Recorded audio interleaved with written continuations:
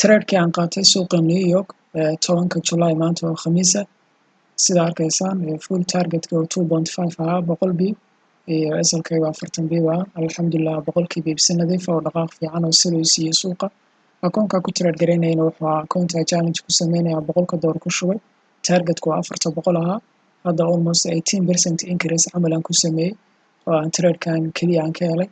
akoonkan runtii si caadi uguma trade garayo oo yacni si daily uguma trade garayo maadaama akoonno kale aan manage garayo laakiin haddii aan si daily ugu trade garan lahaa runtii mar horeba 400 target-ka gaari lahaa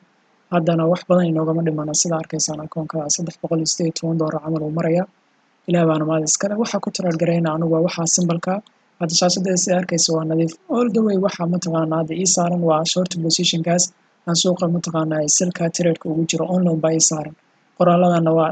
wax laga maarmi karo just trade-kun baa ku qurxiyay kaliya intriga halkan suuqa ka galay yani TB1-kii aan ku break-fan gareeyay TB2-gaygii waa intaas waxa meesha kaaga muuqanaya nothing wax kale aan isticmaalaya ma jiro gaabkaan suuqa kasoo sal gareeyay ICI daa la ku trade garaynaya aniga waana waxa beginner marka aad tahay aad waxa way mataqaanaa suuqan kasoo baratay intii un baa ku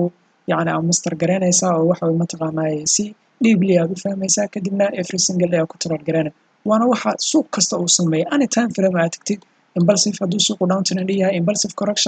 correction baa ku jirta hadduu uptrend yahayna sida cagsigeeda soo maad garan marka mentorshipkayana live trading toos oo daily oo lifetime oo free buu ardayga ku hela oo maalin kasta ay wala trade garanaysid asbuuca 5 maalmood suuqu uu furan yahay ugu yaraan 4 maalmood oo kamid ah haddii aad interest garanaysid waxaa igala soo xiriiri kartaa lambarkan shaashada kaaga muuqanaya ama linkiga profile-ka ku xiran nabadgelyo